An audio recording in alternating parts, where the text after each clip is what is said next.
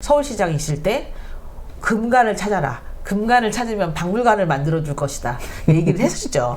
그러나 이제 신라가 아니었기 때문에 금관은 없었고, 예, 최근에 이제 한양, 한성백제 박물관이 예, 이쪽 여기 몽촌토성 요 지역에 이제 오게 되면서 이쪽 지역이 서울에 그런 백제 역사의 박물관이 뭐 만들어졌다면 이제 서울 역사박물관은 광화문에 이제 위치하고 있어서 조선시대 이후에 서울의 특징을 알 수 있죠. 석성도 아니고 토성인데 무슨 관까지 금관까지. 그래서 저희 잘 알다시피 요 풍사토성에서 왕성으로 있었던 백제의 왕이었던 계로왕을 이쪽 아차산까지 이제 데리고 가서 거기서 이제 죽이고 요 산 꼭대기 위에 이제 보루를 설치했다.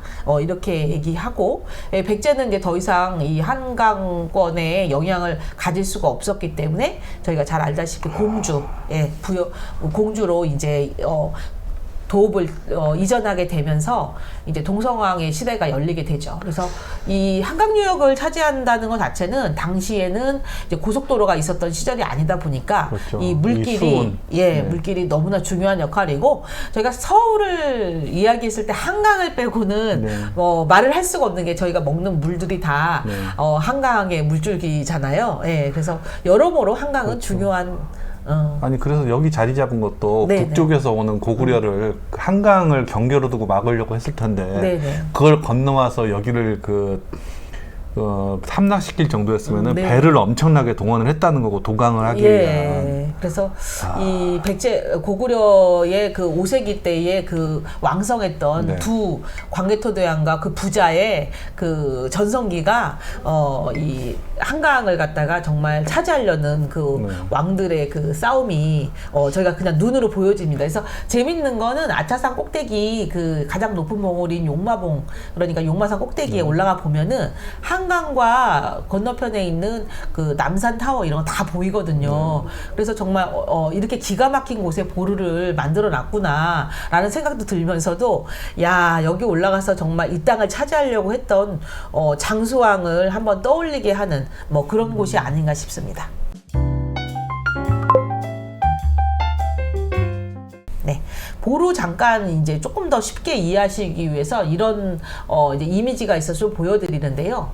지금 보시면은 보루라고 하는 것이 산꼭대기 굉장히 좀 가파른 그 용마산과 아차산에 이 꼭대기 위에 현재는 지금 아마도 좀 뭐라고 표현하시면 제일 좋으냐면 그 헬기 착륙장 있잖아요. 예, 그게 이제 뭐 산에 올라왔다가 다치신 분들 뭐 헬기가 착륙해가지고 뭐 병원으로 이송하기도 하는데 그 자리가 대부분 다 보루 자리였다. 이렇게 추측을 하시면 좋을 것 같아요. 그래서 용마산의 꼭대기 위에 점점이 연결되어 있던 것이 보루이고 아차산, 그 다음에 망우산, 그리고 배봉산까지 보루가 전체적으로 있었는데 보루에 이제 이 발굴된 거를 보시면은 규모가 생각보다 커요. 이게 굴뚝도 안에 다 유지되어 있고. 그래서 바브라곤 하는 아궁이에도 있을 거고 남방도 했을 거고 그리고 막사. 지금 여기 보시면 이제 물처럼 생긴 것이 우물이겠네. 아마도 우물이지 않을까 싶어갖고 그 보루의 모습을 이제 예측할 수 있고 또 이제 구이동 보루라고 해서 여기는 이제 여기 굴뚝하고 해서 대 10명은 요 정도 원형으로 된 그러니까 저희로 말하면 좀 한 10인용 텐트 정도의 규모 뭐 요 정도로 예측을 할 수가 있을 것 같고요. 좀 자세하게 보면은 이제 온돌도 있었고 대체적으로 이제 뭐 무기라든지 이런 걸 좀 만들고 있는 그런 시설. 그래서 이 고구려는 온돌 문화로도 유명한데 밥도 하고 이제 방도 데우는 뭐 이 두 가지를 온돌에서 했을 것이다. 예, 예측을 합니다. 배봉산 꼭대기에 올라가 보면은 용마산이 보여요. 왜냐면 여기는 100이고 저 위쪽은 340 정도 되니까 뭐 쳐다보게 되죠, 당연히. 그리고 저희가 용마산의 가장 그 유명한 폭포공원 여기 이제 산이 깎여져 있었는데 이제 이것이 다 풀로 나무로 잘 심어져서 전에 누가 저기를 채석장으로 얘기했을까 할 정도로 사실 보이지 않습니다. 그래서 여기 보시면 여기 네모 넓은 아파트가 보이시잖아요. 거기가 이제 폭포공원의 그 레벨에 맞춰져 있어서 여기에 이제 아파트들이 많이 있잖아요. 여기에 저희가 폭포공원, 용마 폭포공원이라고 불리우는 곳이고, 배봉산에서 보면은 이제 높은 봉우리다. 그리고 이쪽이 이제 망우산이다. 예측을 합니다. 그래서 보통은 이제 산행을 좋아하시는 분들은 아차산에서 저희 그 광나루역에서 모이세요. 집결을. 그래서 이제 홍련동 보루라든지 아니면은 이제 아차산을 등반을 하고 용마봉까지 올라가십니다. 그래서 만세하고 도장 찍고 그리고 사진 촬영하고 그리고 난 다음에 이제 일명 여기 깔딱고개라고 하는데 여기로 내려갔다가 여기서 이제 망우산으로 쭉 내려갑니다. 한없이. 그래서 이제 내려가는 곳이 중랑 캠핑장, 캠핑숲이 있는 양원역까지 가셔서 거기로 이제 해서 집으로 돌아가시거나. 그래서 대략 한 뭐 아침에 출발하셔서 한 3시간 정도에서 뭐 좀 오래 걸리시는 분은 뭐 한 5시간 정도까지. 그래서 여기를 서울 둘레길이라고 이름을 지어놨는데요. 서울 둘레길을 많은 분들이 이제 종주를 하시고 둘레길을 다녀오신 도장을 받고 스탬프 투어를 또 즐기시는 분들이 많더라고요. 그래서 사실 서울도 이렇게 갈 곳이 많은데 라는 생각을 다시 한번 해봅니다.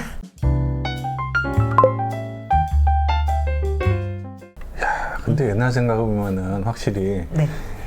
군대는 생산하는 시설이 아니에요. 소비하는 시설이지. 그래서 10명, 100명이 있는 보루가 산 위에서 자기들이 농사 짓는 것도 아니고 밥만 먹으면서 지키고 있어요. 그러면은 밑에 있는 보급부대나 아니면 보급해주는 거기에서 맨날 곡식 올리고 그쵸. 밥 올리고 해야 된다고요. 그쵸, 산으로. 그쵸. 그러면은 그거 받아서 거기서 밥 해먹고 계속 거기 지키고만 있는 건데, 그러면은 보통 군사 1명을 먹여 살리는데 2차 대전 때 얘기예요. 네. 2차 대전 때 뭐 정확한지 모르겠는데 미군 1명 그 총 들고 싸우는 미군 1명을 먹여 살리기 위해서 후방에선 100명이 일을 했다고 그 추산을 하더라고요. 그러면은 정말 100명이 하면은 10,000명이 100명 그 보루 하나를 하기 위해서 뭐 그 당시 지금 어떻게 되지만은 어쨌든 그 정도 사람들이 그 운영하기 위해서 했던 거예요. 그거를 유지를 한다는 걸로 보면은 어지간한 군역 아니면 힘들었겠죠. 네. 지금 배봉산 보루는 이제 주소를 봐서는 전농동으로 되어 있습니다.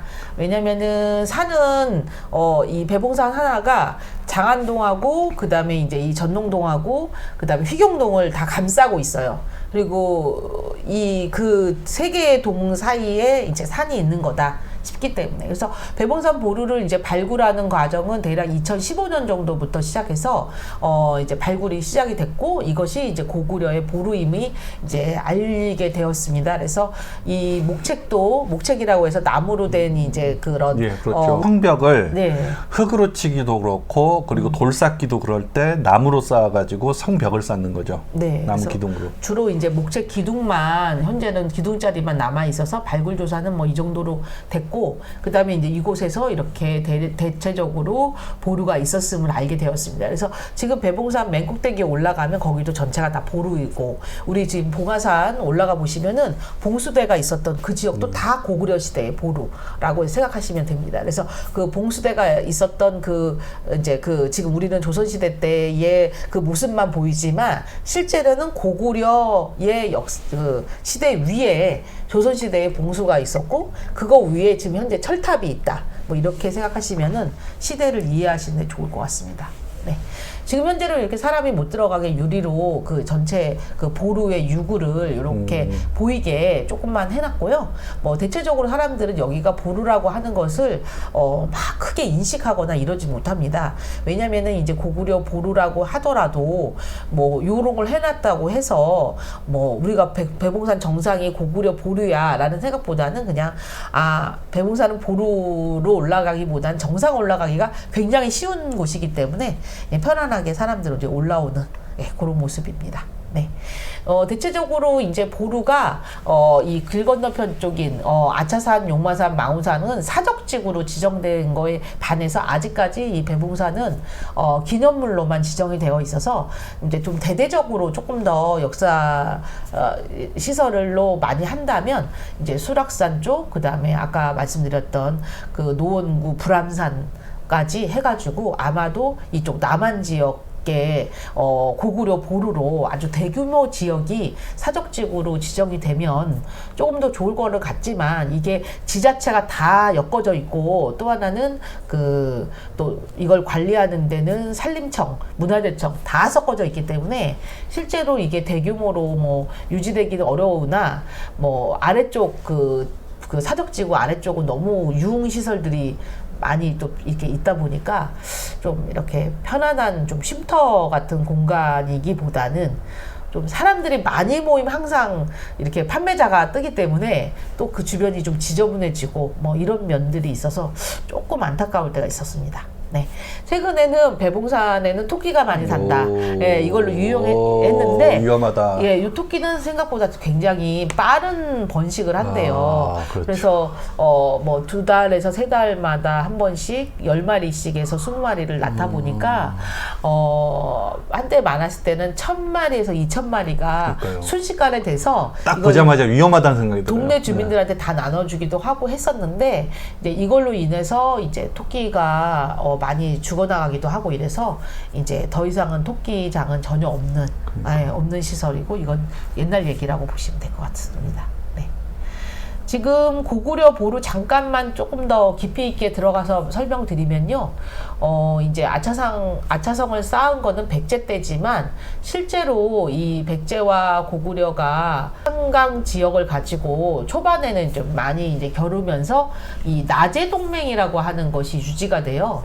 이제 재밌는 거는 고구려가 세면은 옆에 있는 2나라가 뭉치는 거예요. 그래서 셋이 있게 되면 항상 강팀을 제외한 나머지 2팀이 꼭 동맹을 맺어요. 그래서 나제 동맹이 길게 유지되다가 이것이 이제 그 고구려의 장수왕에 의해서 백제 계류왕이 이제 죽임을 당하면서 이제 나제궁 동맹도 깨지고 이 고구려가 이 땅을 차지하게 되면서 이것이 또 다시 한번 또 안타까운 것은 진흥왕에 의해서 한강을 갖다가 또 차지하게 되는 신라에 의해서 이제 또 이 배신을 거듭하다가 이제 한강을 신라가 독점하게 되는 시기가 오면서 이제 6세기, 7세기로 넘어오면서 신라가 통일을 붙이는 그 시기가 오면서 더 이상의 통일 신라에 의해서 이 한반도 남한 삼한은 통일이 되면서 이 2나라는 이제 망하게 되는 상황이 벌어지죠. 아니 왜 나제 동맹이라고 그러지? 그 앞에 자만 따기도 그렇고 일단은 신라가 앞에 간 건 이해가 가요. 어쨌든 네. 어쨌든 통일했으니까 그렇다 칩시다. 예. 신라가 먼저 가는 건 이해가 되는데 네. 왜 뒷글자만 따서 그랬는데 백신 동맹도 괜찮은데 신백 동맹이나 예. 백신 동맹이요? 네. 아, 네네. 그래서 지금 여기 보시면 아까 보루 설명드렸던 거고 최근의 자료에 의하면 아마 보루는 요런 정도 규모이지 않을까. 이제 깃발에 의해서 못 들어오게 합니다.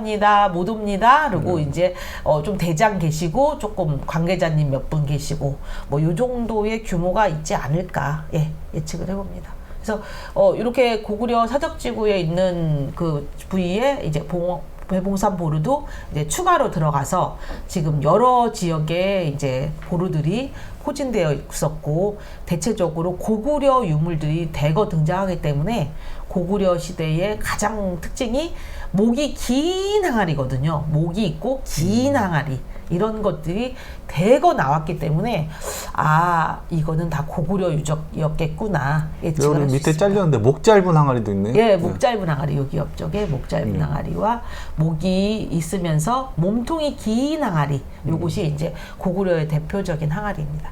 실제로 고구려 유적이 안타깝게 남한 땅에 거의 없잖아요. 이 도성이라든지 이런 도읍지가 평양, 뭐 국내성, 지금 뭐 중국 땅이고 북한 땅이고 이러다 보니까 그래서 세계문화유산 지역으로 등재됐던 것 중에 하나가 고구려의 벽화. 것들이 전체가 세계문화유산으로 오용총 예, 지정됐는데 그 부분에 안타까운 것은 내부에 있는 그림들이 서서히 없어지고 지워지고 있다고 하니 그것도 상당히 안타까운 일 중에 하나입니다.